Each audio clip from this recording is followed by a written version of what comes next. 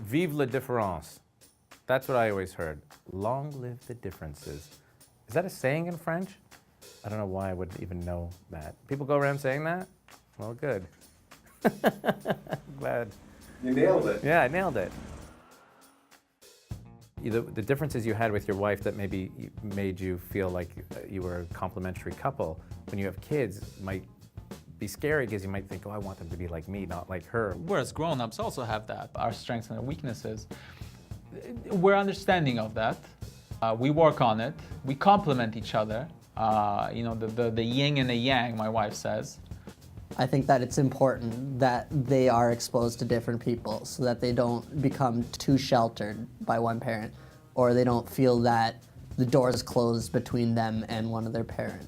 I think children benefit most when they're getting different pieces of stimuli and inspiration and advice and tips and wisdom from different parts, you know, from a father, mother, aunt, uncle, grandparent. There's this African proverb, it says, it takes a village to raise a child. Well, I love my wife, and she's different, and so you can be a complementary couple with your children.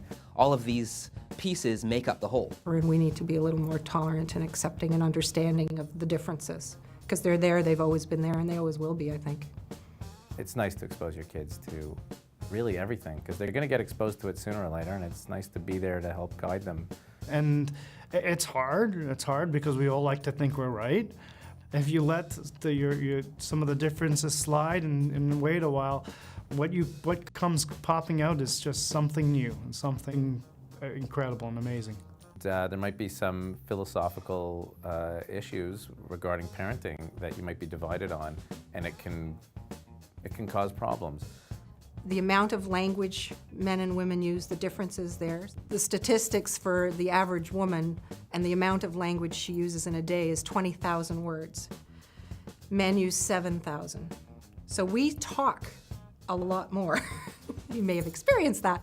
For my relationship personally, communication has always been the key. But I do think that we, you know, men and women in some way, whether it's, again, biology, socialization process, we do kind of see the world a little differently. If we were all the same, life would be very boring.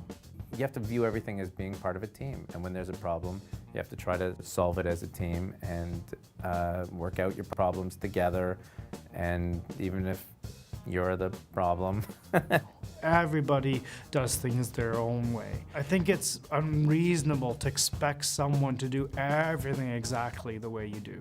So I think that to be completely consistent in our parenting styles is impossible. So a lot of times, you know, my wife will say something that, and we'll just agree to disagree. I think the best that people can hope for is that you match up on some of the big things. I think a lot of things are dictated, certainly, and influenced by what kind of culture you were raised in, what kind of, it could be even religion, right?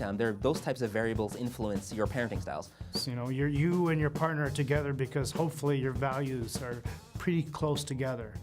I think you need to embrace your differences. You know, usually what makes a good couple is not that they're the same, but that they complement each other. Do you have any other things in French you'd like to say?